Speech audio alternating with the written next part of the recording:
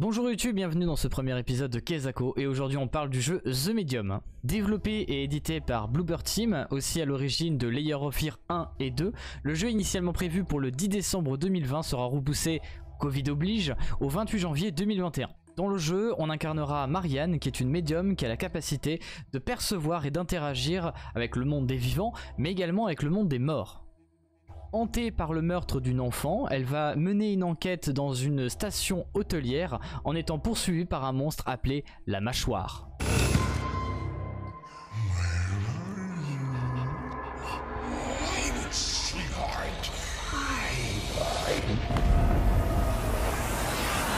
The Medium, contrairement aux jeux habituels d'horreur, ne sera pas à la première personne mais à la troisième personne. Ce sera pas sans rappeler Silent Hill ou Resident Evil, qui sont d'ailleurs des sources d'inspiration pour le développeur, qui se sont d'ailleurs justifiés de ce choix, comme quoi ça leur permettait d'avoir plus de liberté dans la mise en scène. La feature sympathique de ce jeu sera la possibilité de voyager entre les deux mondes, le monde des vivants et le monde des morts, et chaque action effectuée dans l'un des deux mondes aura des répercussions, des conséquences dans l'autre. Ce sera sûrement utilisé pour effectuer des énigmes, etc. avec des petits trucs que vous devrez faire dans peut-être le monde des vivants qui va actionner quelque chose dans le monde des morts. Mais on peut très facilement aussi imaginer des courses-poursuites avec le fameux ou la fameuse mâchoire.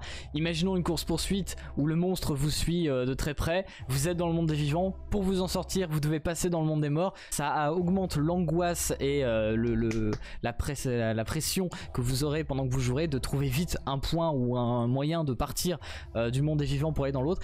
Et ça créera aussi des moments où vous serez sûrement dans le mauvais monde, au mauvais endroit, au mauvais moment. Le jeu sera essentiellement un jeu d'énigmes et d'ambiance psychologique, aussi pesante dans le monde des vivants que dans le monde des morts d'ailleurs. En témoignent les vidéos qu'on a sur le jeu qui sont présentes sur YouTube, les trailers, les gameplays, tout. D'ailleurs qu'on n'a pas grand chose, on sait pas beaucoup de choses sur ce jeu alors qu'on est à un jour de sa sortie, mais on sait juste que ça risque d'être assez flippant. Mais ne vous en faites pas, il y aura des moments ponctuels où le rythme du jeu va s'accélérer, comme des poursuites j'imagine, comme on peut voir sur certains extraits de gameplay, ou des screamers, des moments où en gros ce sera plus le moment de réfléchir mais ce sera le moment de courir. D'ailleurs Marianne sera équipée pourra utiliser un bouclier et des ondes de choc pour se défendre. Bon là la question n'est pas d'aller attaquer vos ennemis avec des pouvoirs psychiques, non mais ce sera plutôt d'essayer de vous dissimuler et de faire des diversions qui vont permettre de survivre. Graphiquement le jeu est très beau, d'ailleurs il y a RTX On apparemment sur PC donc et le jeu sortira sur PC et Xbox Series X le 28 janvier 2020 donc.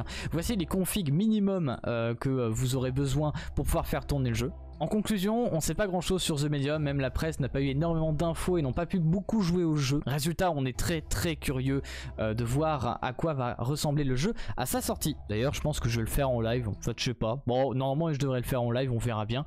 Donc n'hésitez pas à suivre la chaîne Twitch, déjà abonnez-vous, activez la cloche, mettez un pouce bleu, d'accord? Ça c'est important d'ailleurs, j'aurais dû le dire en début de vidéo, je le dis à la fin mais c'est pas grave. Et rendez-vous sur Twitch ou dans une prochaine vidéo. Bye! C'était Q51 pour vous servir.